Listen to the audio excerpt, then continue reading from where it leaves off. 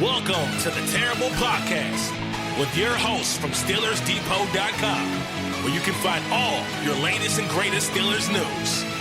It's Dave Bryan and Alex Kozora, always lit, talking Steelers. And now, here's Dave and Alex.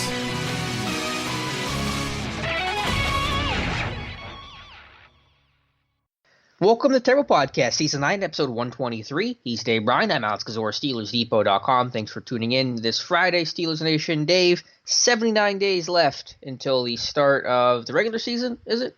79 days until the Steelers kick off their regular season against the New England Patriots, of course, and 8 weeks from today, Alex. 8 weeks, we'll have our first preseason game to look at when the Steelers host the Tampa Bay Buccaneers, and then 5 weeks from yesterday, the Steelers will report to training camp. So actually, 5 weeks from today will be their first training camp practice. So moving right along here, and with the 79 days, and I sent you a list. I think you got it by now. Who is the Steelers' most famous number 79 as of right now? And I got an idea which way you're going to go with this, but I figured I'd throw you the list of names and have you pick your choice and see if it matches mine. Yeah, well, I was very confused when you first sent me that. Like, who are all these guys? I guess they're guys that have never been in your kitchen, right? Not in my kitchen, but maybe the most famous is the guy that would eat all the food in my kitchen, Javon Hargrave. But I thought about, here's the list. You got Hargrave, you got Trey Essex, Oliver Ross, John Renstra is an interesting one, a first-round pick of one of the bigger busts out of Temple. I remember writing about him earlier this offseason. So I don't know, maybe Renstra would be to most fans because he was a first-round pick. I think obviously most fans growing up around today would say Hargrave. Is that fair to say? Well, what about Larry Brown? Oh, is he in there? Yeah. Okay. Oh, yeah. Sorry. There's 20 names here I'm looking at. Yeah, probably Larry Brown. I ran tackle. Just so everybody knows, I kind of ran them together, so they probably showed up weird in your direct messages. It's got a little Zodiac Killer feel in my direct messages here. This 20 names, and I was like, "What are you sending me?" What are you trying to say about me? I'm just saying, you and the Zodiac Killer never been in the same room. That's all I know. I hear you. Some of these names, though, I had to go back and read. Some of them don't ring a bell to me at all.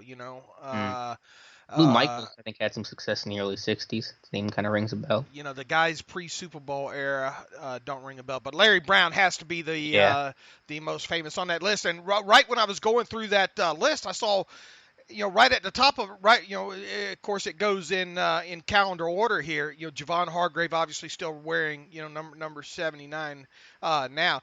Byron Stingley. I was thinking, who the heck was Byron Stingley? Do you remember him? Is he the tackle? Offensive tackle? Well, yeah, he was. But do you remember when and what precipitated him being signed? I really don't. Was he with the Titans or something and he came over? I remember Cameron Stingley somehow better than Byron Stingley. Yeah, it didn't ring a bell to me either. But once I pulled it up, I remembered. When Kelvin Beachum went down that year. They added him to the 53-man roster. Okay, and then he never did. He ever play a game? He never started a game. Man, if he had to play, I don't think he even dressed. Man, to be honest with you. Okay, Zach Bannered it. Yeah, I don't think he even dressed from that point forward there. Yeah, according to his Pro Football Reference, he started 9 games with the Titans from 2012 to 2014. Nothing even registered for Pittsburgh, so it doesn't look like it. So there we go, number 7. And hey, for what it's worth, Trey Essex had some good years with the Steelers as well too.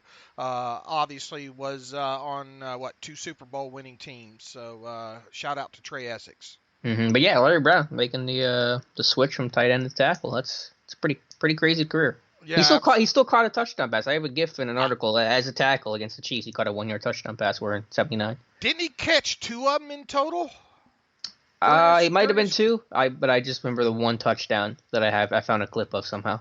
I know there was one of them. I'm trying to think. What was he one that caught one in the Super Bowl against? I'm trying to remember when he when he caught 2 there. I'm talking about whenever he played tackle, not after he made the switch from tight end. Okay. He caught 1 pass while he was playing tackle A couple years into that switch against the Chiefs. He caught a 1-yard touchdown pass. He caught a bunch of them as a tight end, obviously before he converted. Sure.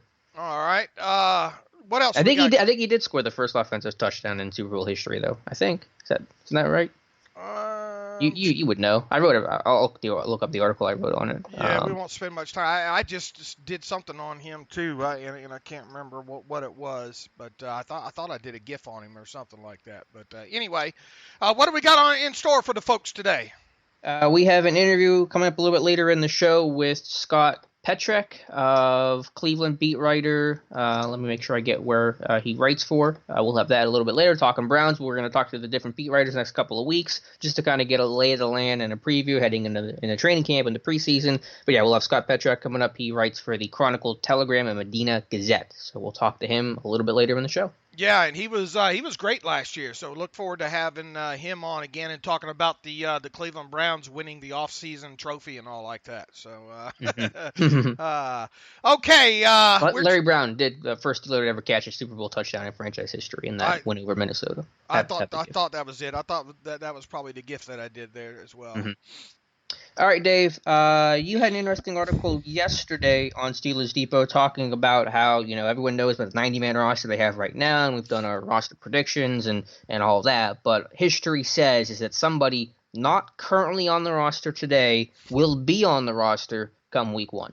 Boy, and I seem to do this about this time of the offseason every year, and went back and updated some of the things and kind of wrote kind of a new story around it and all. And, you go back to last year, and the whole preface of this is players that did not participate in any of the Steelers offseason programs throughout the years dating back to 2012, who wound up not only being signed after the offseason practice or acquired after the offseason practices ended, but went on to make the Week 1 53-man roster as well. And last year, 2 names, Zach Banner, who was signed on August 12th. I think it was right before their second preseason game when they added him. It was definitely during training camp there towards the end.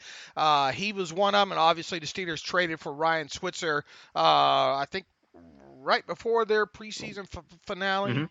Week before the season started. And obviously he went on to make the 53-man roster and played 300-something snaps and was the punt and kick returner for the Steelers last year as well, too. So two players fit that criteria last year. And really, if you go all the way back to 2012, at the very least, the minimum has been 2 players every year that were not with the team during the offseason practices that ultimately got signed and then ended up being on the 53-man roster week 1. And obviously back in 2017, you had 3 names. You had Vance McDonald, who was acquired via trade on August 29th.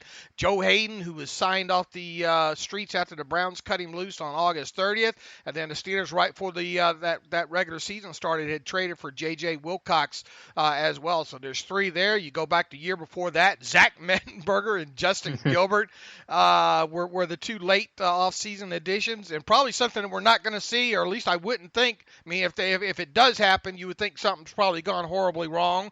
7 names way back in 2015: Brandon Boykin, Doug Legursky, Michael Vick, Josh Scobie, Ross Cockrell, Jordan Todman, and Kashad Lyons were those players added there. So, look, I mean, obviously history is just that. It's history. It has no bearing, on what's going to happen. But if you were to place your bets, Alex, would you bet that at least one this year?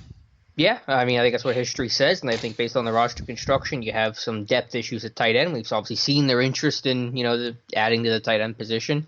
Safety's another candidate, and I wrote about this last year after the Switzer trade, is that since 2015, really starting with Brandon Boykin, Kevin Colbert's made 10 trades during the month of August. That's second in the NFL, only behind Seattle. So there's no one more active during the preseason in terms of roster movement than Kevin Colbert, or almost nobody. I guess Sean Snyder and Pete Carroll in Seattle has been a little bit more. So, I mean, that's also including players that get traded out. But bottom line is, roster spots are going to change and change pretty quickly. So I think the odds are strong.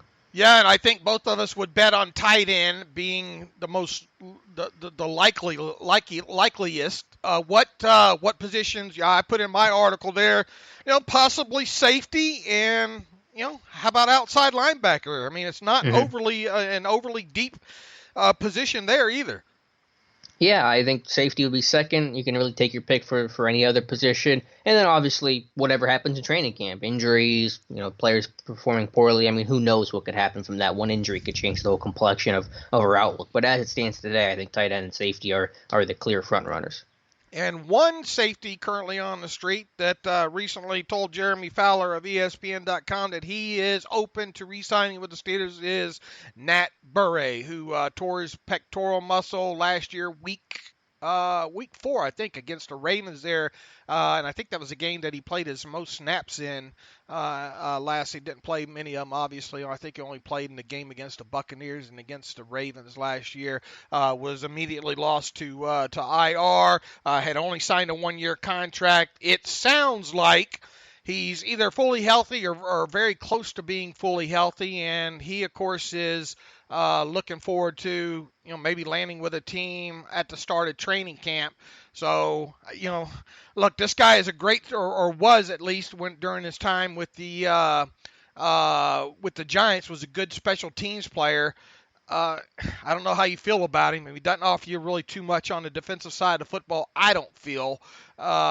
Is this more of he claims that he's had some talks with the Steelers, but there might be just a passing, hey, we'll call don't call us, we'll call you kind of thing. What do you think about the possibility of Nat Burray being added? I don't think it's a possibility. I mean, yeah, Burhay's open to a team that wants, he wants to be on a team. So I'm open to being signed by the Steelers too. Doesn't mean that it's going to happen. And I know that, like you said, Burhay told Fowler that there was early contact with the organization. I hope that's how I hope the conversation went like this between the Steelers and Nat Burhay. Well, Nat, goodbye. That's how I hope that conversation went, because I think that's as far as it's going to go. It didn't work, and he was a good special teams player with the Giants, and there was like some minor excitement whenever he was signed because I thought he was going to fit that role well. And he was exposed as a complete liability defensively, and I think you have enough specialists in that group right now, and I don't see the reason to bring him back. Yeah, I'm with you there. But we did write it up just the same because that's what we do. So now we'll keep our eyes peeled to see if anything happens down the line with that. I would kind of hope that they would go a different route, though. Me too. Are there any names that you thought this team could acquire? We've talked about tight end a lot. Michael Roberts now seems to be officially off the table. Maybe you add him in mid-August if he gets healthy, but you wrote about it. The Packers released him after claiming him on waivers, so there's clearly a health issue, I think, with a shoulder he's had recurring issues with, so he's definitely not healthy right now. Yeah, and really the only other name tight end that I think was the one I threw at you last week there was Richard Rodgers. Now, make no mistake about it, there's going to be some more names come open. It's just probably not going to be right now. I mean, is it going to be something right around the final cuts time? Is it or for players that aren't maybe cut or have a good preseason that the Steelers have some scouting on during the preseason? Maybe they trade for one, Yeah. But I mean, if you're going to trade for one, it's because you think that guy can make the 53-man roster. Sure. And give you something on special teams, and the kid's probably going to have to be around 28 years of age or less. Although I don't know how old was Michael Palmer a few years ago. I think wasn't he even on my list here? I think of players way back in later 20s. I'm guessing. That was a few years ago. They claimed him off waivers on August the 8th. I don't remember how old Michael Palmer was at the time. And didn't they have somebody dealing with an injury at that time or something? I don't remember. I don't remember either. I didn't even know they claimed him off of waivers, so that was a refresher to me. Yeah. He was. I think the Seahawks had waived him that year in 2013, and the Steelers claimed him. And of course, he ended up making the. Let's see. He is 31 now. Wow, he's only 31 right now. Wow. So he must have been. Yeah, 26 he definitely must have been right in that wheelhouse of age, because I mean, if that's 2013, he was much younger. So you would think that safety, tight end, maybe even outside linebacker, those guys are going to be in that 25, 26-year-old your old range. Real quick, Dave, since we have a couple minutes and we don't have a whole lot to talk about today, the Kevin Colberts in 2015 have traded for six players onto the roster. Rank these six in terms of the number one being the best trade so far and number six being the worst trade. And I'll give you the names and we'll go through it here. Ryan Switzer, Vance McDonald, J.J. Wilcox, Justin Gilbert, Josh Scobie, and Brandon Boykin. So who's the best player? The best trade that the Colbert made of those six, and who's the worst? Rank those six. All right, read them off to me again. Yep. Switzer, McDonald. Switzer, McDonald, Wilcox, Gilbert, Scobie, Boykin. Well, four of those you can toss to the side there. The last four. Well, you got to put them in order. I got to put them in order. Yeah, put them in an order. I don't know. Just throw an order. I know we're kind of none of those were successful. I would go McDonald first. McDonald over Switzer. Okay. I would go Switzer second. Yeah. Boykin, I think third. Mm-hmm. Who are my three? We got Wilcox, Gilbert, Scobie. Gotta be Wilcox. Yeah, it'd be in that order. Wilcox, Gilbert, Scobie, for sure. Yeah. Some hits, some misses, but yeah, Colbert's been very active in August. I mean, that's surprised me how active he's become. So I think a trade is probably more likely, especially since there's nothing to cut down to 75 anymore. So if by the time teams actually do their full release of players, it's at the very end of the preseason process. So I think that's another reason why you compelled yourselves to do trades. Maybe even the reason why Colbert's done a lot more trades since 2015, because you haven't had that cut down opportunity to get somebody like Ross Cockrell, I think, was part of a 75-man cut at one point. So maybe that's one reason why Colbert's been extra aggressive lately. Yeah, needless to say, I expect whatever 53-man roster predictions we do to be wrong. Yep. I always expect that with myself personally. Dave, where do you want to go from here? I talked about the Steelers kick return game. Is there anything else you wanted to talk about before I ramble on about special teams for 10 minutes? Why don't you get to defending Danny Smith? Hey, well, it was a partial blame on Danny It was the Smith. best of times. It was the worst. No, there was no best of times. It's been the worst of times. Yeah, I mean, the kick return game, I've talked about for a while now how bad it's been since Danny Smith got here. The kick return game's never ranked better than 14th. It's usually been in the 20s. For the last 2 years, it's been 29th in 2017 and 31st last year. Actually, the kick return average, I think, got worse, or maybe it went up by 0.2 after trading for Ryan Switzer. So it's clearly been an issue. So I went through all the Steelers kick returns, and I've talked about that the last couple podcasts, and really the blame goes around. And it's kind of a lame answer to give, but whenever you have a unit that struggled so much, when you have an operation that's dependent on every facet of the game working properly, usually there's going to be blame for all areas at certain points of the season. So there's been issues with blocking, a lot of miscommunication, a lot of free defenders. There's been a couple issues with the scheme. I think the way Danny Smith has done things that have to be improved upon. They really struggle on left returns. Their average really dips compared to middle and right returns. And then even some issues with Switzer in the return game. But overall, it's crazy to see that fine line between a really poor return and a really good return. On half of these plays, if they just make this one block and hold this block for an extra second, and they pick up this guy that came in free, you could have had some really big plays. So the potential is there. It just has to happen, and unfortunately, it hasn't really been fixed for years now. Last I think kickoff turn gotten excited about was the one Juju had in that finale a couple years ago against the Browns. Mm-hmm. Obviously took that one back for the touchdown, and Rosie Nix, as usual, punishing block on that particular play there. I'm like a broken record when it comes to that and the punt returns, man. I mean, you just got to get some more spark than you've been getting out of that. A couple of them during the season that take you past midfield to give the offense some shorter fields, because make no mistake about it, they're going to need a lot, not just a few more. They're going to need a lot of quite a few more shorter fields to work on, either it be by the defense or the special teams this year. And you'd like to see on covering them, of course, that you do a little bit better job on both punts and kickoffs as well too. Obviously Rosie Nix, I think, was it last year, but I mean the game was already out of reach at that time. He popped the ball loose against the Carolina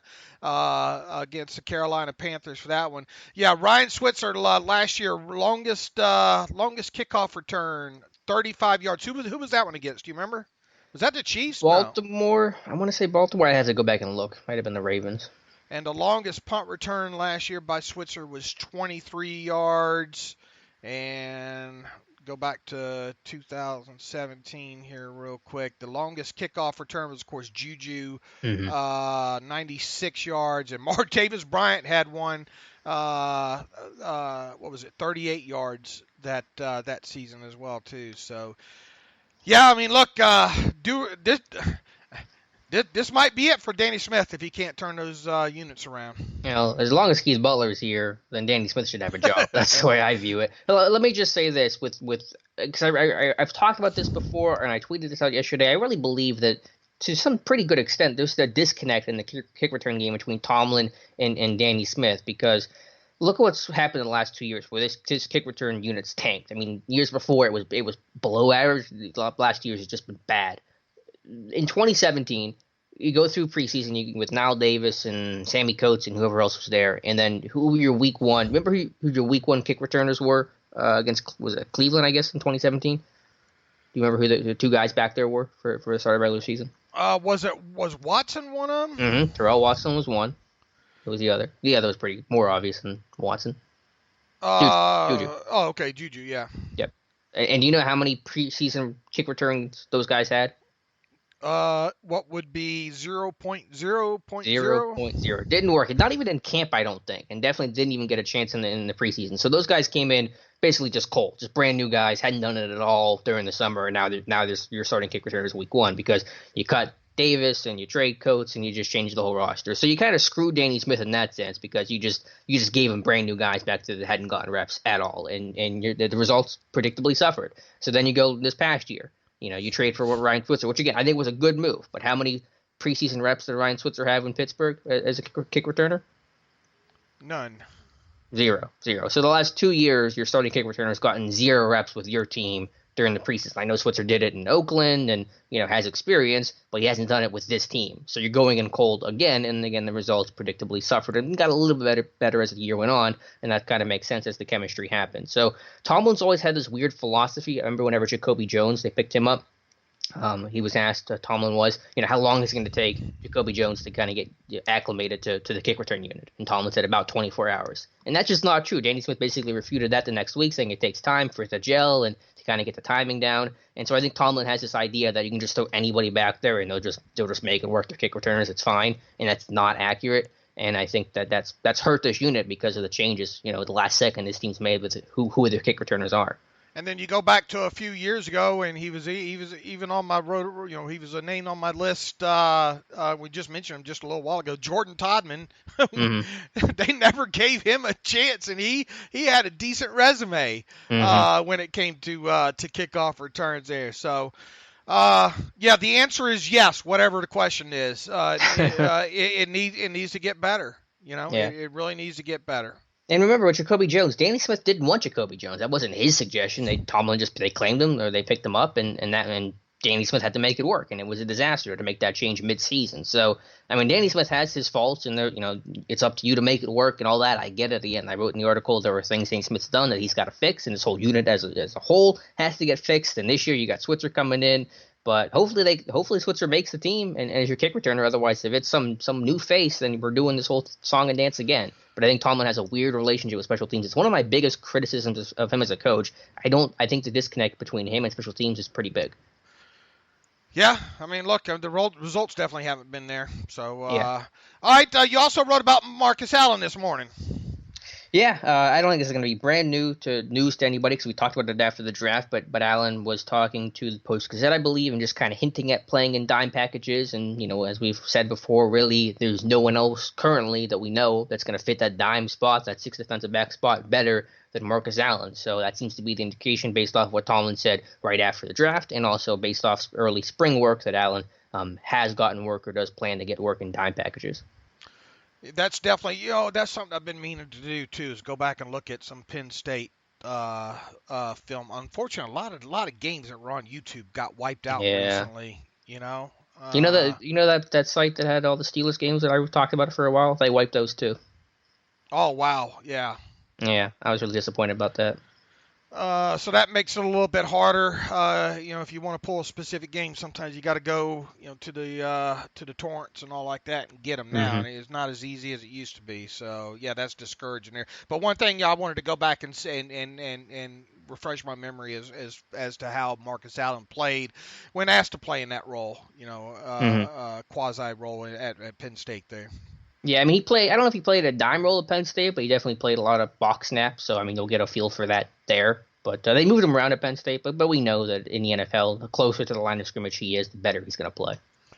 I wrote a little bit about. I don't want to get too terribly deep into this, but running back success rates this past week. I realized that there are probably a lot of James Conner fans listening. To this podcast and all, and yeah, I mean, you should be. James Conner is a fine back.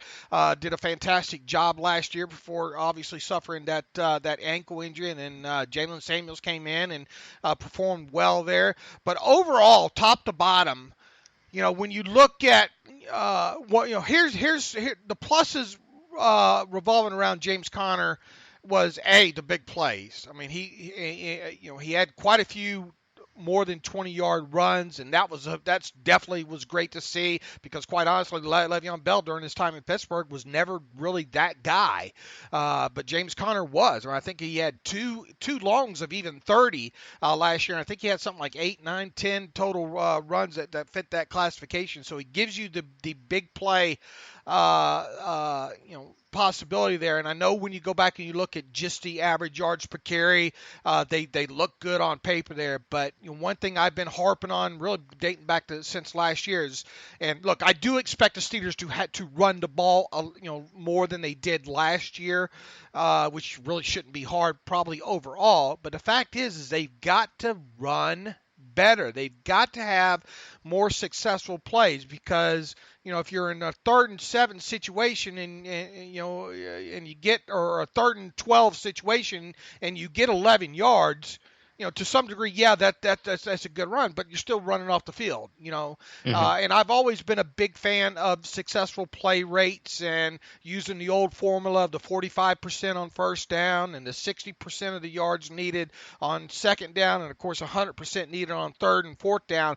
But recently, and I think even Football Outsiders has kind of updated their formula a little bit to what is and isn't a successful run. But recently, in fact, back in April, Chase Stewart on footballperspective.com came up with a little bit different formula. I want to take your temperature of what you feel, how you feel about what is regarded as a successful run on a certain down and distance. Now, he has, on 3rd and 4th down, if a runner gets a first down, it's obviously a successful run. I mean, there's no disagreeing with that. I mean, third and 1, 4th and 1, you get 1 yard, hallelujah. That's a great run, successful run. Otherwise, he writes, it is not. And remember, a third. He writes earlier in the article, a 3rd and 6 run has already been discarded from the sample. In other words, we're not going to count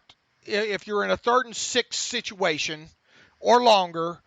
You get the ball to the running back, and he doesn't get the first down. So we're already eliminating those. That's fair, right? Mm-hmm. Yep. All right. On second down, there are 2 ways to have a successful run on second down. If a player rushes for at least 6 yards, regardless of the down and distance, it's a successful run. And yeah, I mean, 6 yards on any gain, I mean, hard to argue that's not a successful run.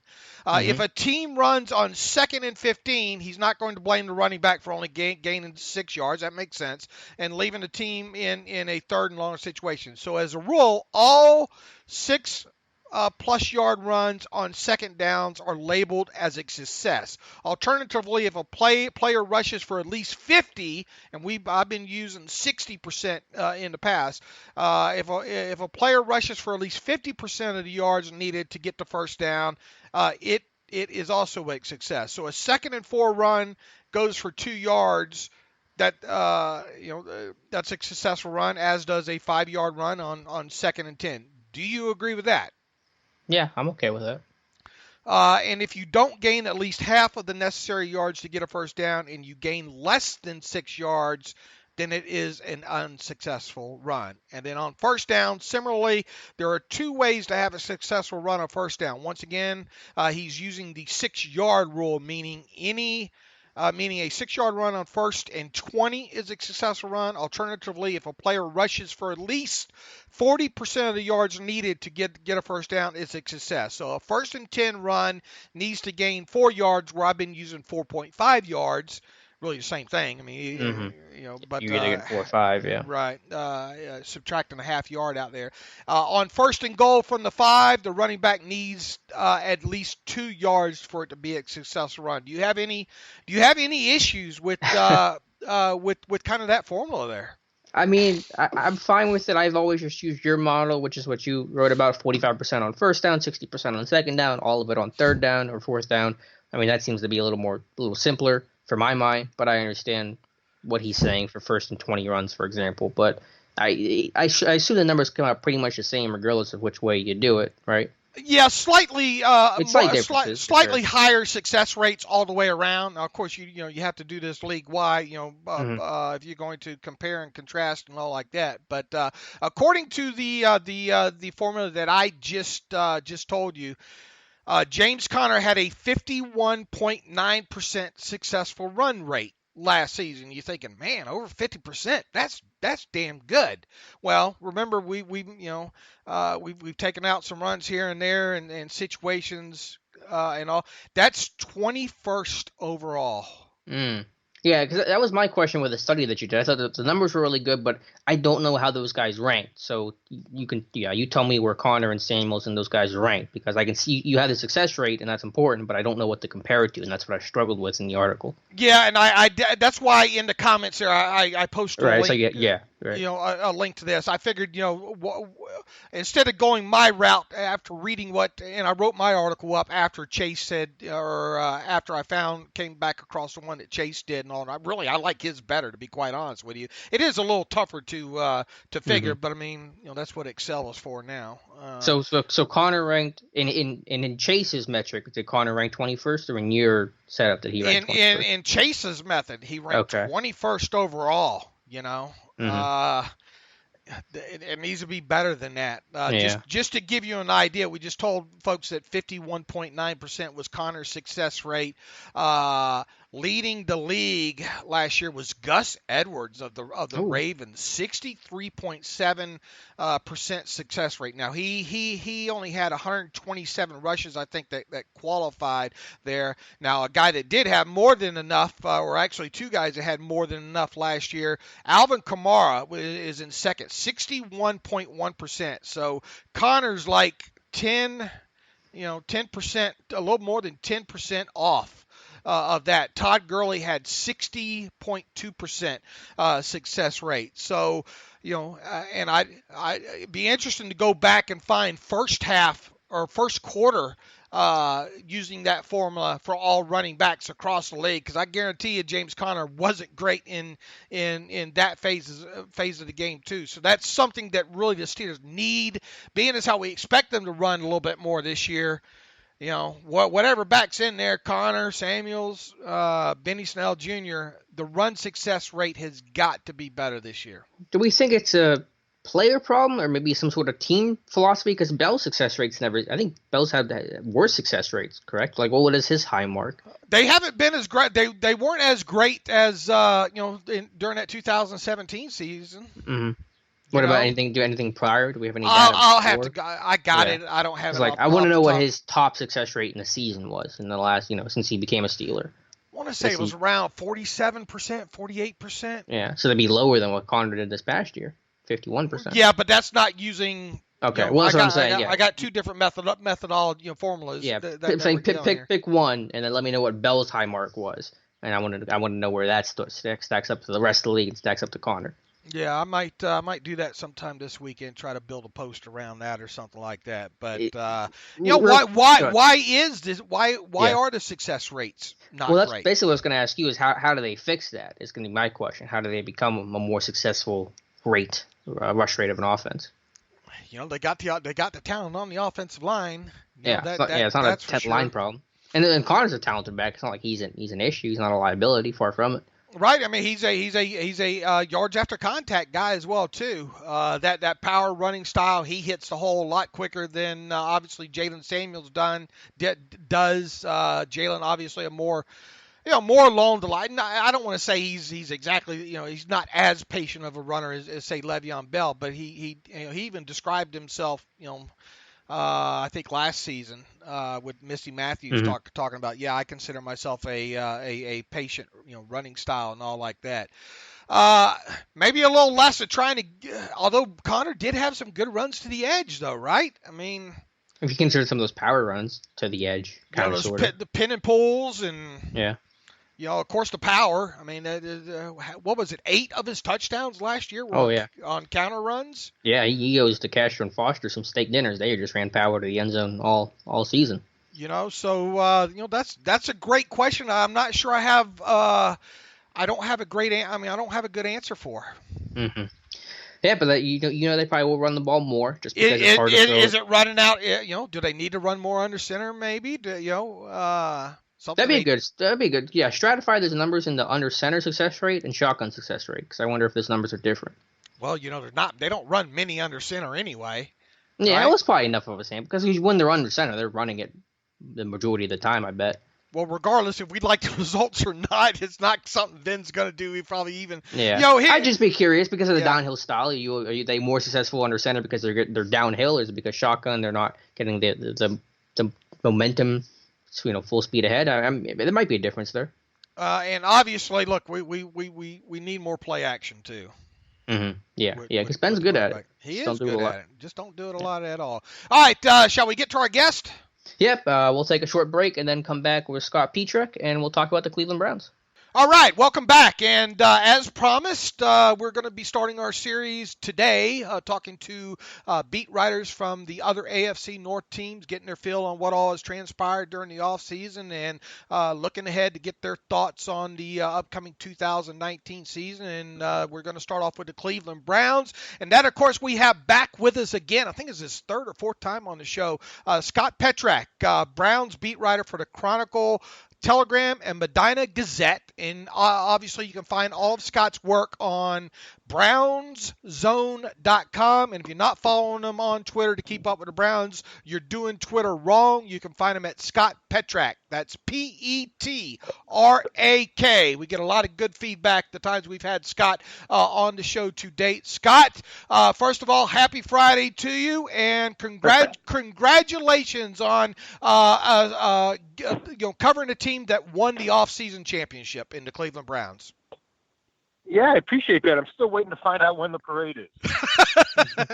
Well, they did one when you didn't win any games a couple of years ago. So why not one this year? But look, obviously it has to have been, and it seems to have been a very exciting offseason for the Browns. Obviously coming off of for that organization, an exciting season. It featured Baker Mayfield coming into his own as a rookie quarterback late last season. So, kind of take us through from, I guess, the end of last season and on what all has transpired that has resulted in the Browns winning the offseason championship. Sure. What I think there would have been, I know there would have been plenty of excitement regardless. Coming off 7-8-1, following 1-15 and 0-16, Baker Mayfield's emergence, the fans would have felt it, and I think the organization would have felt the excitement level for 2019. But you started at that as a base level, and then you traded for Odell Beckham Jr. You signed Olivier Vernon, or you traded for Olivier Vernon. You signed Sheldon Richardson. And those are 3 big names right off the start. And then they draft Greedy Williams with the 2nd-round pick. So, John Dorsey, the general manager, has done an outstanding job in the short time he's been here, really with an extreme makeover of a roster that wasn't NFL caliber. To now, it's a legitimate playoff caliber roster. And, we talked to him at the Combine, and he said, we're not going to go for it this year. And, I think he really felt that in his grand plan, it was a multi-year process. And I talked to him before the season started last year, and he was adamant about that. It's going to take 3 or 4 years to get to where we want to be. And while he still may feel that way, the moves like going and getting OBJ and Vernon and Richardson signal something else. And he knows that this team is ready to compete. And who knows what's that for? They're ready to compete for the division. They're ready to compete for the Super Bowl. That remains to be seen. but the expectations are crazy high. And I think you look at him as a favorite in the AFC North, and that seems incomprehensible if we would have gone back just 12 months ago.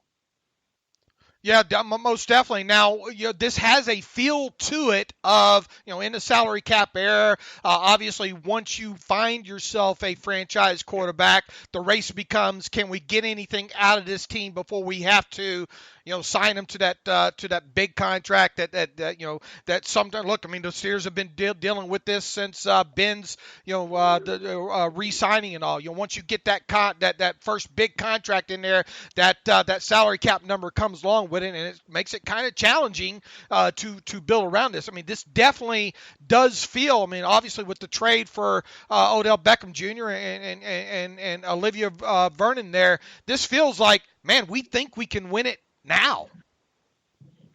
Yeah, that's definitely the feel I've gotten. It's tough to get John Dorsey to budge on that and to admit that, but I don't know how else to explain those types of moves. Especially when you look at the guys' contracts, and you can argue that Vernon won't be here that long. Who knows how long OBJ will be here. So I think it does say something about let's try to win now, and you can't ignore the fact that you have a quarterback on a cheap contract. And I think the NFL has changed. I think front offices have changed how they view that. In the old days, and by old, probably 5-8 years ago, you gave a quarterback some time to develop. You didn't put huge pressure and expectations on him in year 2. And I think Patrick Mahomes helped change that for the rest of the league with what he did in year 2, but really year 1 as a starter last year in Kansas City. I don't know how you, if you're John Dorsey, look at Baker Mayfield and say, you know what? He might be able to do something similar to that. Let's try to maximize it. And let's not put as much pressure on the quarterback. Let's surround him with as much talent as possible. And, I even forgot Kareem Hunt, right? They go and sign Kareem Hunt in the offseason, and he's, one of the top 20, 25 players in the league. I think you could make that argument when he's got his mind right. So I do think that John Dorsey took all that into account. I think he looked at the division and said, this division is winnable right now, which it might not have been, 3 years ago when Pittsburgh had all its weapons and Baltimore was riding high and Bill Flacco was playing better. So I think all those circumstances combined for John Dorsey to say, let's go for it and let's try to at least win the division and see what happens in the playoffs. Before I let Alex ask his first question there, we've seen a lot of quarterbacks come into the league real quick and have some success. Dak Prescott comes to mind immediately and all. What is the fear that and Ben Roethlisberger's asked all the time about quarterbacks, after they have a successful rookie season? He says, "Come talk to me after they play their second season." What's your feeling about Baker Mayfield in his second season, and now teams having good selection of tape on him? Well, I would say that that's a legitimate concern, right? Because we have seen it. You mentioned Dak, and we saw RG3, and there's plenty of guys in the league like that have one big-time season, and they struggle to duplicate it, at least maybe year 2, and then they figure out a way in year 3. And, even Derek Carr had a big-time first year or 2, and has struggled since then.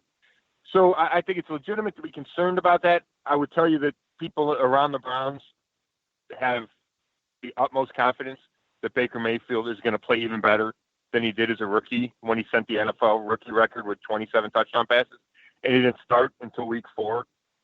And it's just something about Baker. He gives you that confidence that he's going to continue to work hard, that he's going to do whatever's necessary to take that next step in his progression. Now, I think you need to see it, right? You need to see Baker work as hard as these other elite quarterbacks, right? Drew Brees is elite because he worked hard for 15 years. And Tom Brady is the same type of player. And I think Baker's got enough physical talent. I think he showed me, I'm always concerned about short quarterbacks. And he showed me last year that he can succeed at this level. And a lot of that was his movement inside the pocket. I thought he was outstanding, finding those lanes to throw. Now, you're right about defenses. He did not beat a lot of good defenses. I don't remember the stat for sure, but I think Baltimore might be the only playoff team that he beat, and he beat him early in the season at Cleveland. Almost beat him in the finale at Baltimore, but wasn't able to get it done. Yeah, we know that. I know. I wasn't going to bring it up. But, they played the Chargers, and I thought the Chargers had the best game plan to face Baker, and they really contained him in the pocket, made him try to throw underneath with a lot of big bodies in front of him. But nobody after that was able to duplicate that type of defense. And I think Baker made the adjustments necessary. So you do need to see him do it in year 2. And to me, that's the biggest question mark around this team. Can Baker make a jump? But I feel that he can. Scott, right before we started the interview, you joked, what do you get for the Browns winning the offseason? And I think the only thing you guys get are expectations. So how do you think this team has handled those expectations? Because you said you believe that they could win the AFC North, and a lot of people are going to have the Browns as favorites, which is such a weird spot for that fan base and that team to be in. How do you think they're going to handle that, and how do you think they've handled that thought so far? Well, I'll start with the second part. I think they've handled it okay. I will tell you this. Freddie Kitchens, the new coach, right, first time as a head coach, is acutely aware of these expectations. And in his opening press conference, he talked about the Super Bowl and how that was the only goal in mind. So he's not afraid of the expectations, but it feels like he gets a little spooked when everybody's talking about it. And when Greedy Williams gets drafted, and the first thing he says is, "Oh, we're going to win the Super Bowl," Freddie wants everybody to slow down a little bit. So he wants it to be the goal. He doesn't want that to be the talk as much. And I think most of the guys have grasped that, and they appreciate, hey, we're in the long haul here. We're not going to win the Super Bowl by talking about it in June and July and August. So I think so far they've been okay, but, I don't think you can tell until you get to the season. Right. And to me, with the first big hurdle for this team will be some adversity. Because the offseason, like you guys mentioned, was all roses. They signed guys, they had guys. I don't even think they lost anybody that matters. Well, if you get to training camp and whoever, Myles Garrett gets hurt, all right, there's some adversity. If you get to the season, and I'll tell you what, the first 7 games of the season are difficult. And if you start 2-3 or 2-4, then there's real adversity. And then you say, okay, how does our new head coach handle it? How does our young quarterback handle it? How do all these big personalities in the locker room, and there's a lot of big personalities, how do they all deal with it together? So that's what I'm keeping an eye on, because adversity is going to strike. It's the NFL, and then they're going to really be tested, and we're not going to know until then how they're going to deal with it. And I think overcoming that adversity is all about leadership, and obviously it's going to come from guys like Freddie Kitchens. And I know that some of this may be revealed during the season, especially with a lot of new faces, but who would you consider the top leaders in that locker room? It doesn't have to be the best players, but just who do you think are the actual leaders everyone's going to turn to when that adversity does hit? Well, I'll tell you, Baker Mayfield has taken on that role, and he loves it. And that was one of the things that he struggled with last year, was he couldn't be as vocal a leader early because Tyrod Taylor was the number 1 quarterback. And it was undisputed, and Baker was the backup, and he's a rookie, and he had to bite his tongue a little bit, and it was difficult for him. And now he's not, and we saw it with Duke Johnson. Duke Johnson shows up for minicamp after skipping the whole offseason program and says, yeah, I still want to be traded. He goes, if you don't trade me, I'll work hard, but I want to be traded. And Baker was watching the interview, didn't like it, and said it was any awkwardness is self-inflicted. Duke's got to be a professional. So, and I had a little bit of issue with what Baker said, but to me, it's a clear sign that he thinks he's a leader and he thinks he can kind of run that locker room. So he's number 1. I think you go to defense and you look at the linebackers, Joe Schobert and Chris Kirksey. Both have been here a while. Both might be in their last year with the Browns. They both have different contract situations, but the team could move on from both of them at the end of this year. But they've been around. I think they're leaders. And then you got a guy like Demarius Randall in the back end of the defense. Big talker, trash talker, plays hard, plays well. I think he's a guy that has the ear of the locker room as well. To kind of dive into this roster, because you guys have built a really good roster, brought in a lot of talent. I think maybe I'm wrong on this. You can tell me if I'm wrong, but I think the offensive line is the one concern I still have. Can you talk about that group just as a whole, and then specifically Greg Robinson at left tackle? Obviously played 8 games last year. Kind of had a good season, but we'll have to see if that continues. And what's going to happen with Austin Corbett? I know he's kind of struggled for first team reps. First round pick or early second round pick out of Nevada. What's his role going to be, and what do you think his level of play is going to end up at? Sure, but I forgot Jarvis Landry. I got to mention him as one of the leaders, right? Because he is, and I think they're relying on him to kind of not control, but be that guy that keeps that receiver room in check, including OBJ. They're best friends. And he's, I don't think he's afraid to stand up to Baker if there's ever an issue there. But going to the offensive line, I get the concern there, and I think it's legitimate at two spots. I think right guard, they traded Kevin Zeitler to get Olivier Vernon. And while you can say, okay, pass rusher is more important than right guard, so therefore it's a good move. On its surface, I think you could argue it's a good move. But it's also was made to clear a spot for Austin Corbett because they drafted him number 33 a year ago, didn't play much as a rookie. John Dorsey loves the kid and said, okay, here's your shot. Well, I think it's a little worrisome that you're heading to training camp and there's an open competition at right guard. And it's Corbett, it's a veteran Eric Kush, it's a veteran Brian Witzman, it's an unknown guy in Kyle Kalis. He's a local Cleveland kid who was on the roster last year for a while but didn't do anything. And all of a sudden, that guy's taking reps with the first team. So, this season goes sideways in a hurry if Baker Mayfield gets hurt. So Your right guard needs to be able to block, and that's still a question mark. And they want Austin Corbett to win the job, but right now, I'd say it's 50-50 whether he wins the job, and that's a little concerning for the Browns. And then you mentioned Greg Robinson at left tackle. He played well last year. In those last 8 games, he took over for Desmond Harrison, played well. The team only let up 5 sacks in the final 8 games, which was by far the lowest in the league. Now, Baker Mayfield had a lot to do with that. Greg Robinson would push a guy wide, and Baker would step up into that hole and make a throw. So I think you need to see Greg Robinson do it for another year. And he's got the talent because he's a number 2 overall pick, right? But he's been inconsistent throughout his career, and obviously he's on his 3rd team already. There's a reason for that. So I know there's hope because of what he did the last 8 games, but to me, he's not a sure thing at left tackle, and that's a reason to be concerned, and there's no automatic guy to step in.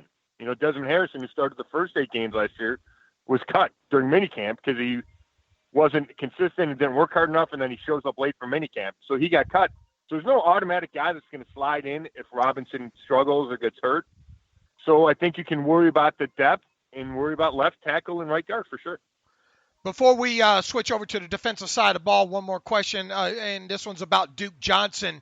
I've always thought Duke has been, not utilized to his full potential in that offense there. I don't necessarily like the way he handled this offseason and all. Look, just go in and do your job and let the chips fall where they may. But once again, I think he's a player that has some value, maybe not so much to the Cleveland Browns. I heard Freddie Kitchens talk about him recently with the NFL Network and all. But what's your gut feeling with what happens with Duke Johnson here? I mean, is he ultimately right before the start of the regular season going to be traded for a 6th or 7th round draft pick, or is he going to be on this 2019 team and have limited role? I don't think he gets traded before the season, unless a playoff contender, loses a running back to injury, and then they feel forced to make a move. Because John Dorsey's been willing to trade Duke since he signed Kareem Hunt, and that was February 11th. So he just hasn't gotten the offer he wants. And I feel pretty sure that he's gotten that 6th or 7th round offer and doesn't think trading Duke is worth that. So unless somebody ponies up with the 4th rounder, John Dorsey's inclination is to keep Duke Johnson. Now, that could change if he feels like the relationship between Duke and Baker is beyond repair and it's going to divide the locker room.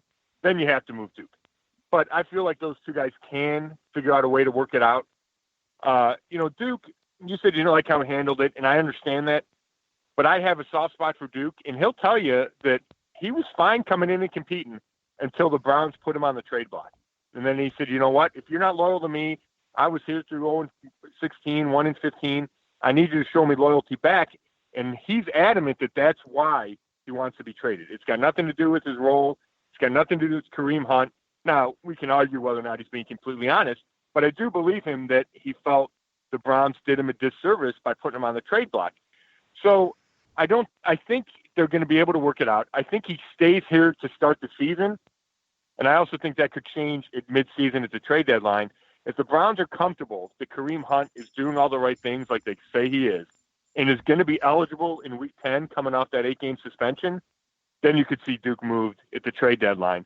But until then, I think Duke is a valuable insurance piece because you got Nick Chubb, who's your starter, and then the only other running back on the roster besides Duke is Dontrell Hilliard, who showed a little bit as an undrafted rookie, but in my mind, not enough to say if Nick Chubb gets hurt, we're going to go with Dontrell Hilliard. And I for sure think you can get through a couple games with Duke as your number one back. Moving over to the defensive side of the ball, obviously Myles Garrett going to be a beast again this year, someone that you got to concern yourself with. Olivia Vernon, obviously his resume speaks for itself too. The linebackers you already mentioned about Schobert and Kirksey, a very good tandem league-wide here. Is the secondary, however, that has to well, before I even go there, the loss of Greg Robinson, I don't know what you think about Greg Robinson maybe as a person, but boy, that guy was an aggressive guy, and you really kind of feared, I think, what he was going to do on a week-to-week basis with whatever talent that he had to work with there. How do you feel about the change over from Greg Robinson to Steve Wilks? Is it kind of a lateral one? Is it a step forward? Is it a step backwards? Yeah, you mean Greg Williams. I mean, right? Greg Williams. Yeah, yeah. I'm sitting here looking at the depth chart and looking at Greg Robinson's name. Yeah, no, I think I understand what you're saying, and there is a force that Greg Williams is, and we've seen it throughout his tenure in the NFL. He brings a different mindset, a different attitude, and I think the Browns needed that when he took over. But I would also say that the change is welcome. I think Greg Williams is a guy whose voice wears on you after a while, and Steve Wilks is a nice change of pace.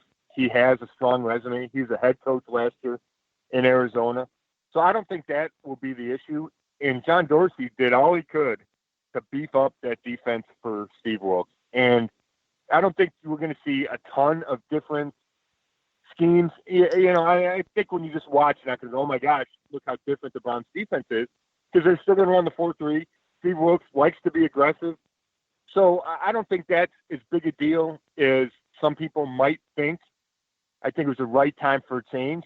And it's going to start up front. Freddie Kitchens said, even though they didn't get Gerald McCoy, and they were in the running for Gerald McCoy, even though they didn't get him, Freddie said, I still think our defensive line is the strength of the team. And that's saying something when you have Baker and when you have OBJ and when you have Nick Chubb and Kareem Hunt and Duke Johnson. So Steve Wilks wants his defensive front to be strong, and John Dorsey went out and got the guys to give you really 4 Pro Bowl type players across the front of that front four. Back to part of that question I was starting to get to with the secondary. Is the secondary possibly the biggest question mark here? You got Greedy coming in, and look, to me, I wasn't overly surprised that Greedy fell out of the first round, but he fell a little bit further than probably what I think most people thought there. Obviously didn't play a lot there at LSU. There probably is still some concerns about his tackling. Of course, on the opposite side, I think you got Denzel Ward over there from former early round draft pick as well too. And then in the secondary, you got the reuniting of Morgan Burnett, I guess, and Demarius Randall. I mean, Demarius Randall obviously going to be a starter there. Is Morgan Burnett penciled in to be a starter there? What's your overall view on that secondary? I don't think it is the weakness. I think linebacker you could point to there. If you don't love Kirksey and Schobert, which they haven't been. Joe was a Pro Bowler 1 year, and actually I think he's a Pro Bowl type player. He's right on that fringe. Kirksey's been a little bit of a disappointment since signing his big contract. He's been hurt the last couple of years, and then they drafted a couple of linebackers, so obviously they're not content with where they were at linebacker. So that's a spot I would worry about. Secondary, I like it. I think Denzel Ward's a big-time player, number 4 pick last year, went to the Pro Bowl. Greedy Williams was a little shaky to start the rookie minicamp and OTAs, and then turned it on. And by minicamp, he's in there with the starters. I'm confident that he's going to be a starter week 1. He had 2 interceptions at Baker Mayfield during one minicamp practice, including a pick 6 when he sat on an out route in a 2-minute drill. Burnett is penciled in to be the starter. We didn't see him much. He's kind of resting during OTAs and minicamp so he could be ready for training camp. But he's confident that he'll be back to himself once he's back to his normal strong safety position instead of playing a little out of position last year with the Steelers. They have some depth. Jermaine Whitehead has been impressive during the offseason program, can play nickel, can be your third safety. They traded for Eric Murray, who's a backup safety. They drafted Sheldrick Redwine. They have TJ Carey and Terrence Mitchell at corner. So I really think that they have some depth there. And as long as Greedy Williams is ready to step in week one as a rookie, then I really like the depth in the secondary. Scott, one last question from me. Obviously, the Browns have embraced analytics and probably were on the forefront of the league of really doing that. I don't know how easy it is for you to tell, but how do you think that's been applied to the way that they draft, to the way that they might practice, to the way that it's reflected in the game? I mean, how do you think they use analytics? I know they use it. I just don't know exactly how you Sure. see it. Well, it's such a broad topic because you can Right. tell that they use it in practice when they monitors guys' reps, right? And, okay, especially last year when Hugh was coach, whether or not they would give guys days off, which created a stir in Hard Knocks. But it was a lot based on how many reps they had, and and they have the science that tells you, okay, this guy's wearing down. We have to protect him now. And then as far as the game, I do think the Browns coaches over the last handful of years have gone for it more on fourth down, and that's in analytics. That comes straight from analytics. And they have Paul DePodesta as your chief strategy officer. I would say that they backed off a little bit with John Dorsey. With Sashi Brown in charge, the draft was driven by analytics, and I believe you saw that in picks like Cody Kessler because he had a high completion percentage. But I don't know a whole lot of quote-unquote football people that would have thought Cody Kessler was worth a third-round draft pick. So I think analytics had a huge role in that selection. And just the fact that they traded all those high picks to pile up picks later on that comes straight from analytics as well. So you can still see it, but it's less of an impact is when before John Dorsey took over. I would say that for sure. But Freddie's willing to embrace it, so you'll see it. And I think you'll see it on Sundays whether or not they go for 2 points, whether or not they decide not to punt near midfield. I mean, those are the kind of the biggest analytics things to me that you see on Sundays, and just the fact that they're going to throw the ball a ton. And when you bring in a coordinator like Todd Monken, even though he's not going to be the play caller, you're going to throw the ball. And I think all that goes back to originally analytics and how the league is moving, and that you have more success on second and third down if you throw the ball on first down. And all those things that we see the league trending that way, the Browns aren't shy to embrace any of those things.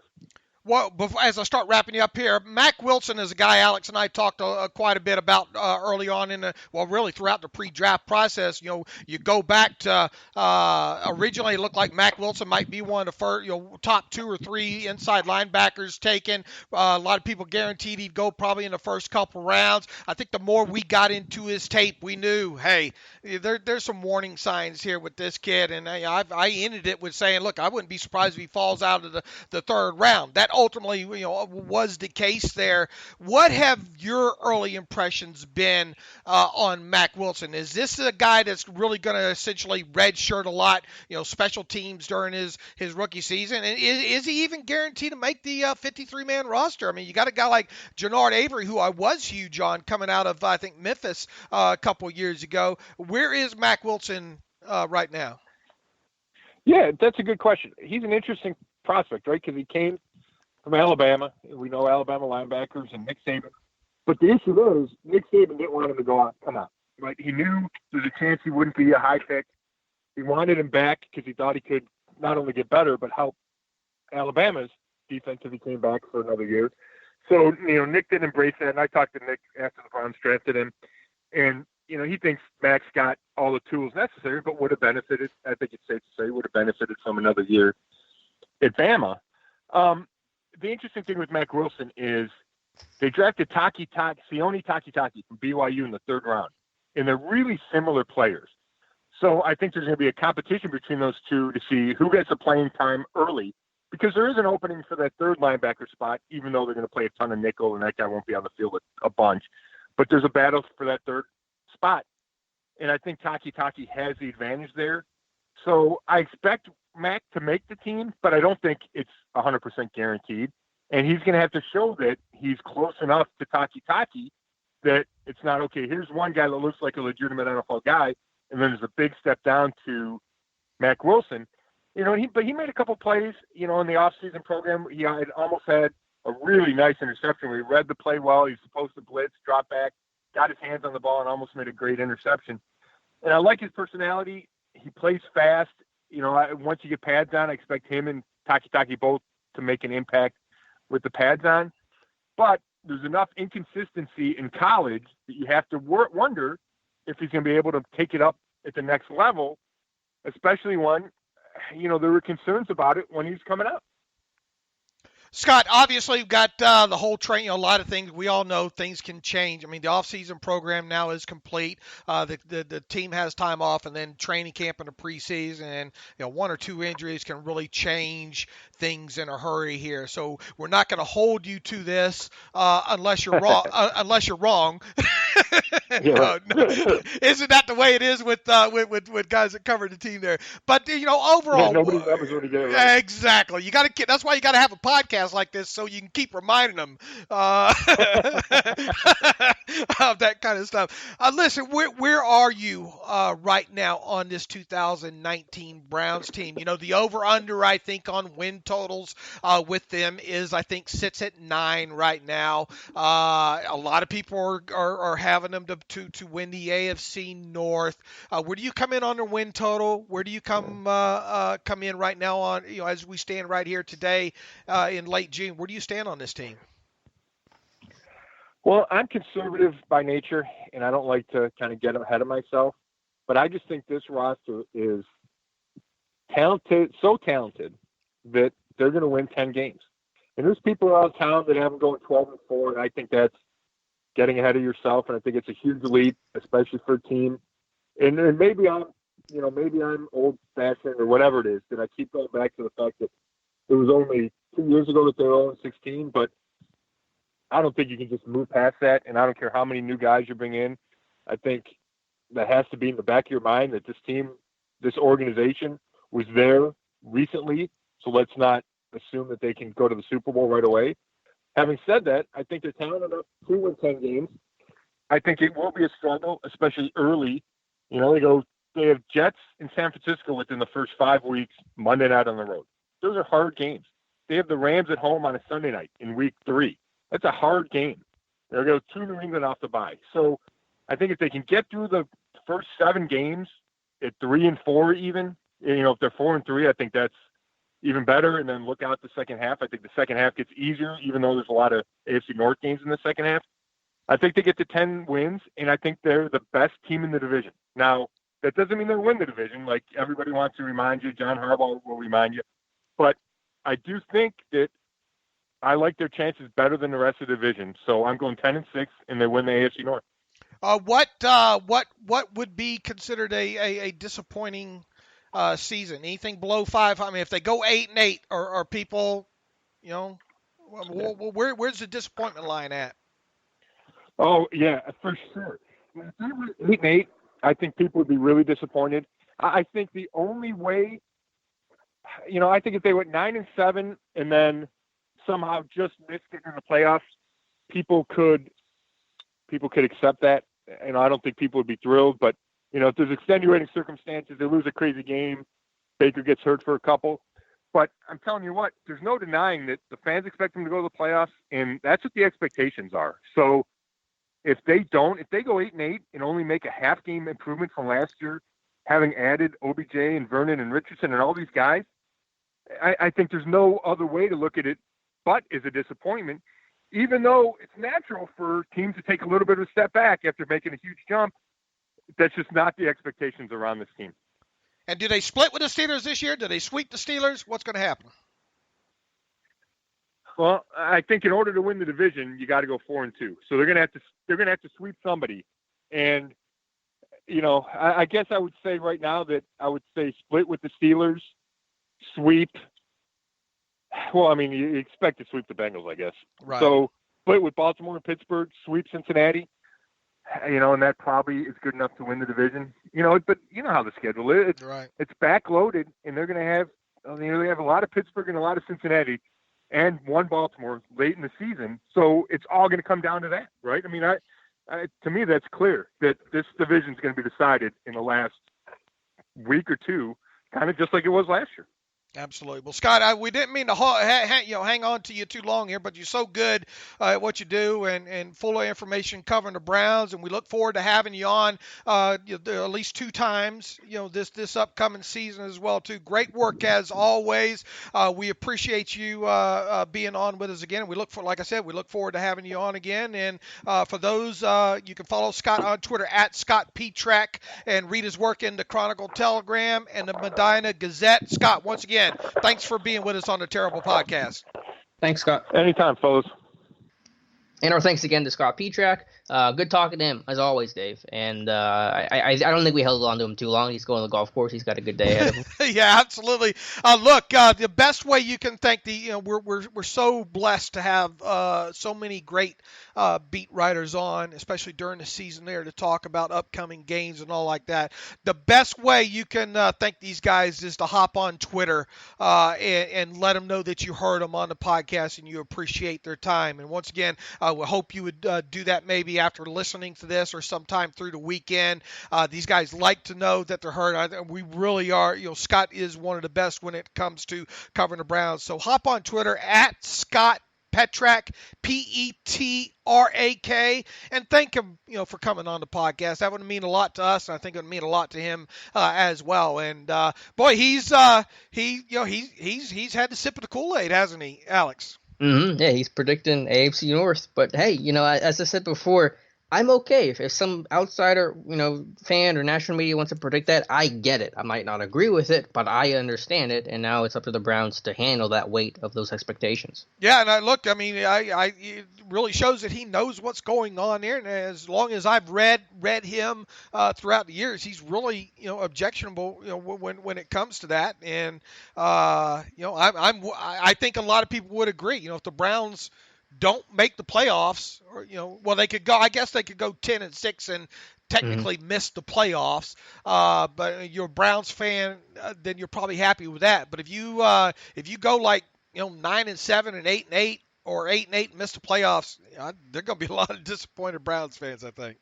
Yeah, absolutely. Dave, one thing that we talked about with Scott that I wanted to kind of bring back over to the Steelers, I know we mentioned this on the last podcast on Tuesday talking about analytics, but obviously, as Scott said, Sashi Brown, the Browns in general, really embraced analytics. It may have changed slightly to more of the football-based idea under John Dorsey, but analytics still are a big part of the Browns and a big part of the NFL. And as we know, the Steelers lost Kareem Kasem, their head analytics guy, who they had since 2015. And I thought there were 2 interesting developments regarding that topic since we last talked on Tuesday. One, Mike Tomlin, in an interview, actually seemed to be more open to the idea of analytics, which is a positive thing. I mean, Tomlin's obviously always been a gut guy, and so I think him being more open to the idea of embracing technology and analytics is a positive thing, but I still can't help but feel this team's lagging behind. They lose Kasem, they do have Jay Whitmire, who's going to run that department, but he's only one man, and I look around the division, I look at what Cleveland's done to really embrace the idea, I look at Baltimore, they just hired 3 analytics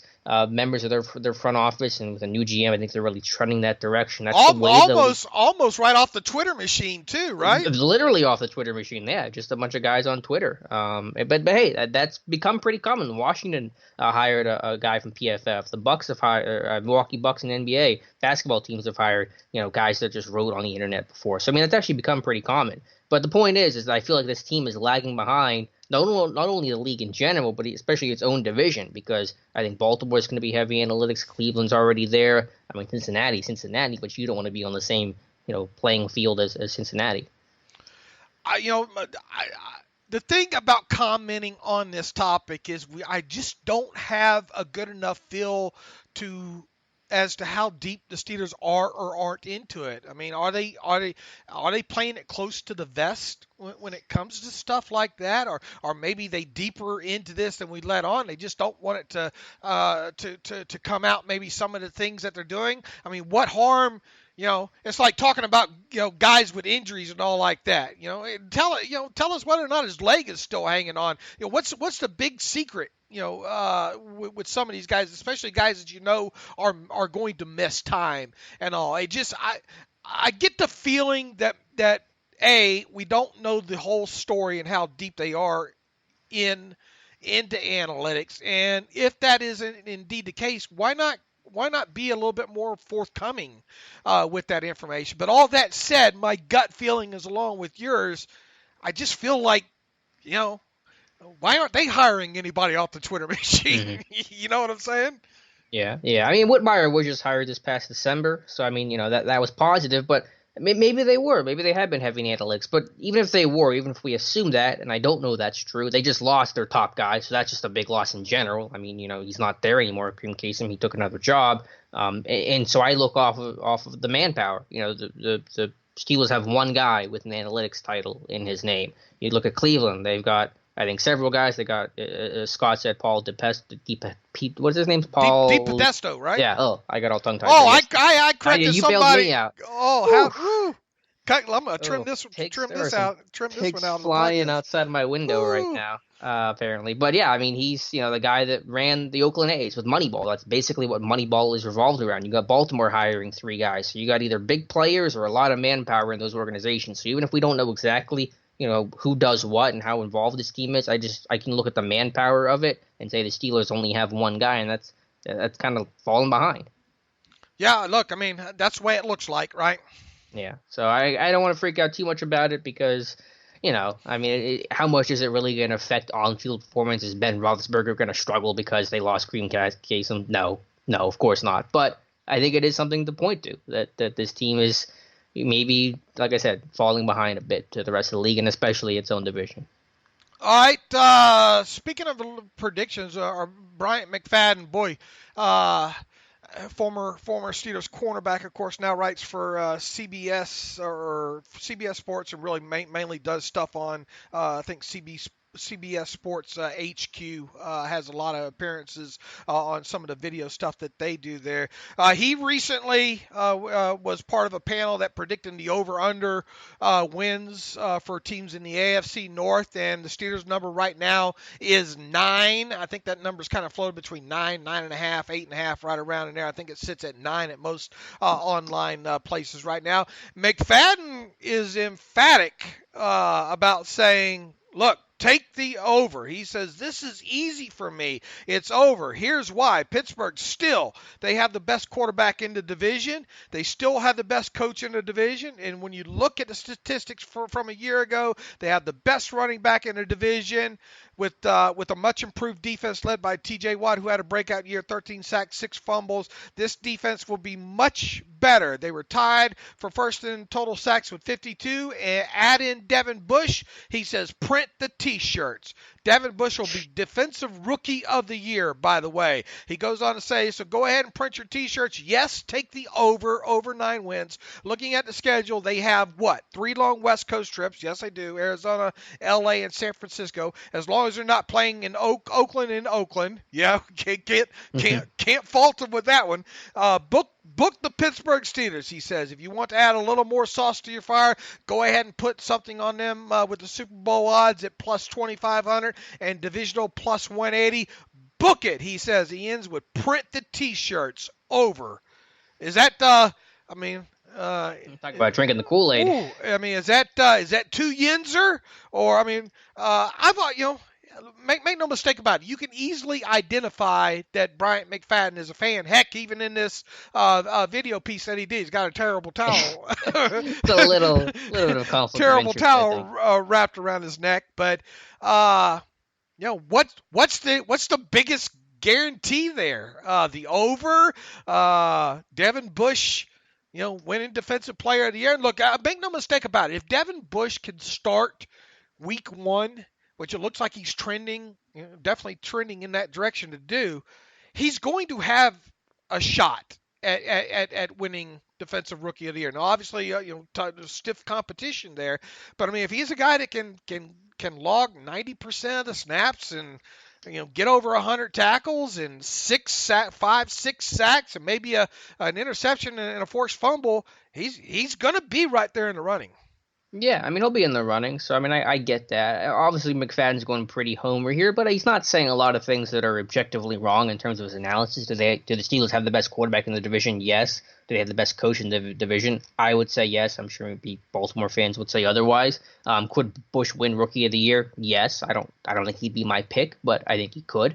So none of that's wrong on its surface, but you know, is that going to necessarily add up to having a great season? I mean, this team had the best quarterback last year. They had the best coach last year. You know, they didn't have Devin Bush, but is that going to change it so much? You know, Cleveland got so much better. Baltimore's still there. So I get what McFadden's saying. I agree with a lot of it on the surface, but I'm not going to be as confident as he is in terms of the prediction. Speaking of the Browns, Ravens, and Bengals, or we'll tackle the Ravens and Bengals over-unders when we get to talking to their beat writers there. But being as how we just covered the Browns today, you know, we talked with Scott about their over-under total being 9.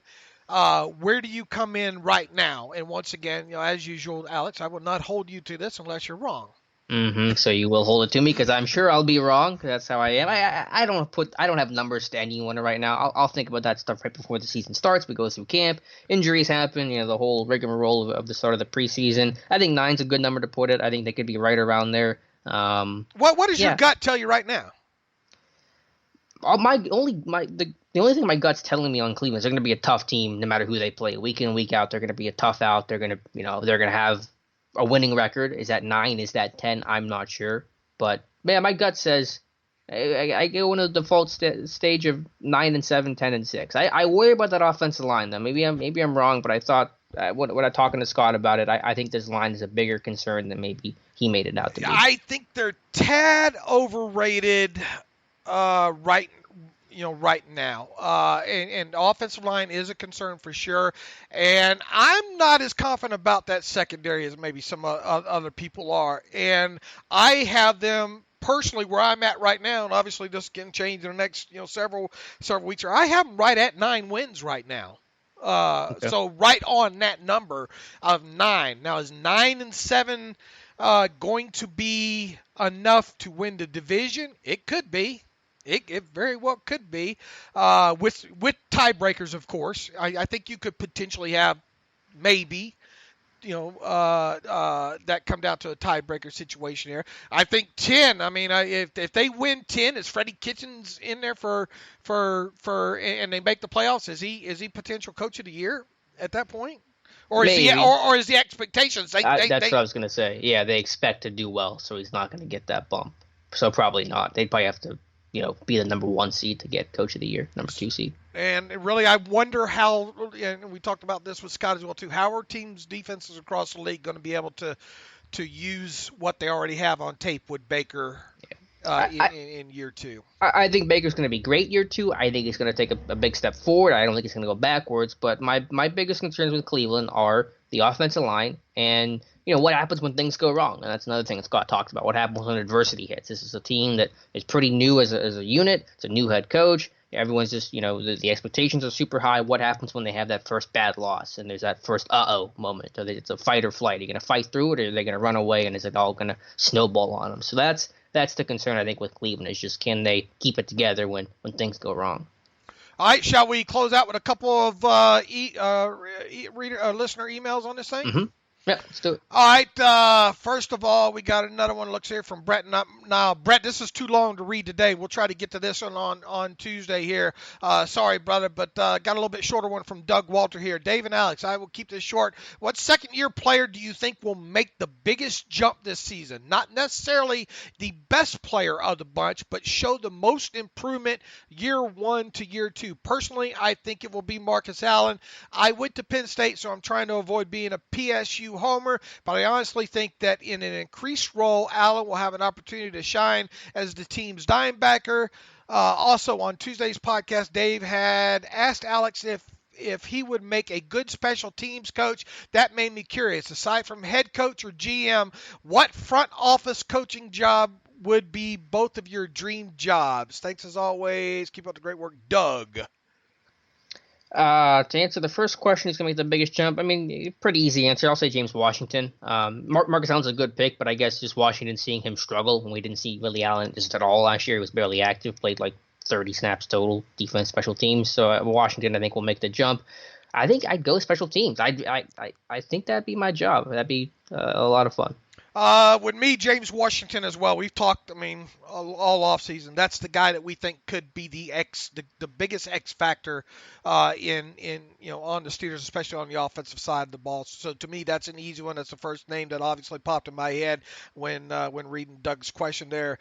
Let's see what what would be my ideal job with the Steelers, Alex? I don't. I might, if I'm not special teams, I might go area scout. It'd kind of be fun to travel the country and just discover guys. Yeah, I don't.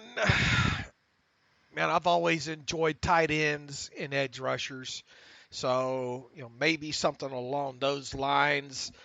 Something there, maybe something in the analytics department. Yeah, they could use it. You'd be yelling a ton about successful run rates. Yeah, successful runs rates and stuff like that. I don't think anybody has to worry about me getting hired in the near future here. Let's see. Andrew Falt's back with us again. I'm thinking of trying to make it out to Latrobe for training camp this year. What string of days is the best to go? What all should I bring? Stuff for autographs, notebooks, etc. Any good places to eat, visit while out that way? Thanks for your help and keep up the great work, Andrew Faltz. Alex, you're the king of Latrobe. Don't put those expectations on me. Let me pull up the camp schedule. Obviously, the best days are the third day of practice where they get in pads. I want to see if that's a weekend or not.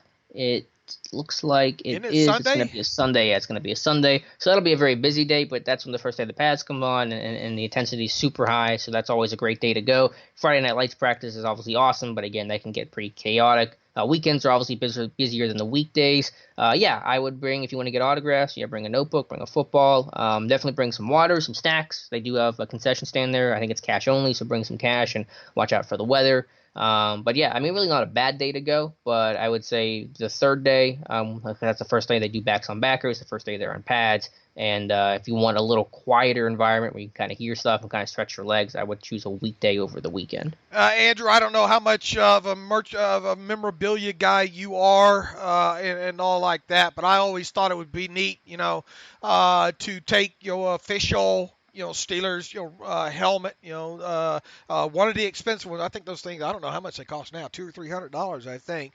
That and one of those silver permanent markers, out there with you and try to get, as many Steeler players maybe to sign that as possible. I think that would be, definitely a keepsake for quite a while, being as it doesn't sound like, you can make it out to training camp every year, so that would be my only recommendation when it comes to that, and it should be pretty easy, to my understanding, to get autographs while you're out there.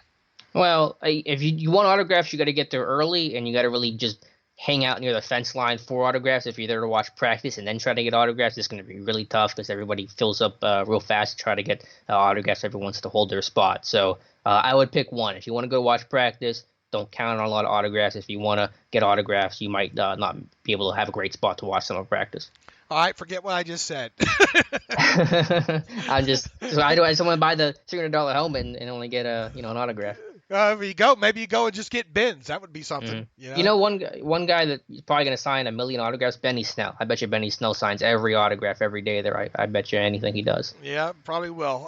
John Fletcher writes in, what do you think is the peak of Mike Hilton's ability as a player? I'm all for extending, but if it came down to it, how much more desirable is he than Justin Lane? Is he then if Justin Lane just replaced him? I know we haven't seen Lane play yet, so just assume he's an average as can be for the sake of discussion. Here's the thing. First of all, the more I get into this Mike Hilton thing too, and the more I analyze it, I think I am going to be surprised if they extend him. Not many exclusive rights free agents in Steelers history have won that race. Obviously Alejandro Villanueva did, a few years ago. Willie Parker, James Harrison. It doesn't happen a lot, and I just don't feel like this, unless it's a super cheap contract. I just don't feel like this is a battle that Mike Hilton's going to win as far as from an extension standpoint. So I know that wasn't part of the question there, but Mike Hilton's ability as a player. Look, he wasn't awful last year. I mean, it wasn't as good of his first season. Teams really seemed to figure Mike Hilton out a little bit, though, right?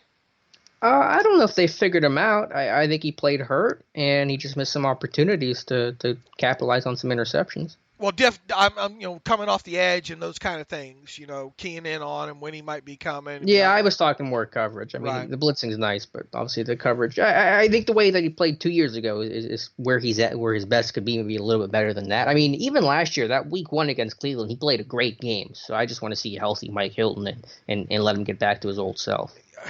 I would think his ceiling is right around just the last 2 years. I mean, who was it? Sports Info Solutions, I think, had him down. Was it the year before? I think his first season, 2 dropped interceptions. Are you recalling those off the top of your head? We'll have to go back and see if we can find them. In 2017? Yeah.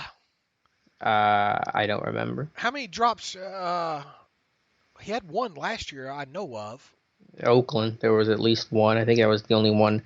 Maybe it was 2 last year. Look, yeah, you want to make yourself on, keep around, get the turnovers, and get the key. Look, sometimes they put targets and catches on some of these guys in zone situations where good and well that they're not going to be able to play. But look, he's been good against the run situations too. He's a feisty guy, a little bulldog, if you will. So, but I do think his ceiling probably is what we saw a couple years ago. Yeah, I mean, it's just in a phrase. He's a good starting slot corner at his best. I don't think he's the best, but I think he could be a top 5 to 7 slot corner in the league at his best. One final one here. This is back from our buddy John Lange again, who I talked about. He was the one that corrected me with the pronunciation of hyperbole. I think I kind of came off a little bit strong, but on John, I think I may have hurt his feelings a little bit there, and he wrote me just saying that he had never heard that kind of stuff. John, don't take anything I say about anybody on these shows personally or anything like that. I'm just giving you a hard time because I have had fun. Look, John, this might come as a surprise to you. I don't know how long you've listened to the Terrible Podcast. I'm not necessarily the brightest candle on the cake there, okay? And this might come as a surprise. I'm not the most educated fellow that you're going to find either. Would you agree, Alex? You're trying to get me in one of these traps. You're just doing whatever your wife does to you back to me, I bet. Yeah. Trying to get me in a doghouse here. Yeah, I'm a master at that, though. I'll tell you that.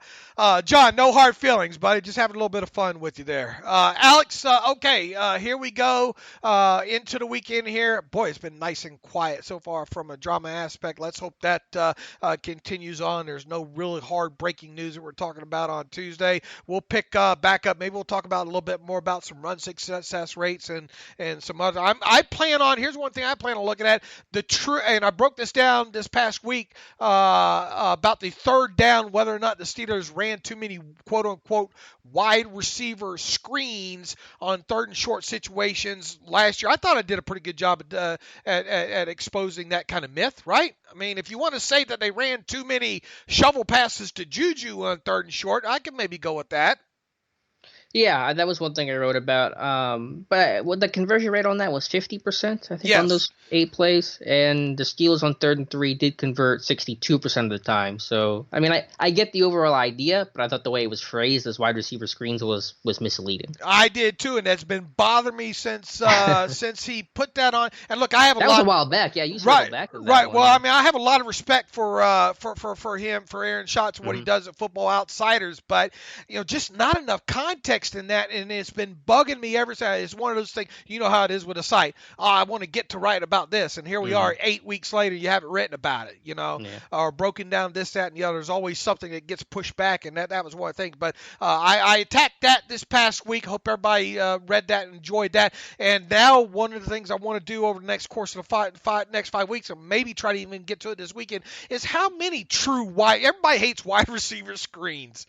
But what I want to do is look at the true, wide receiver screens, whether they are not, regardless if they were put in an RPO or something like that, but how many true, when you think of traditional wide receiver screens, did they run last year, and what the success rate was on those, or whether or not people should hate them as much?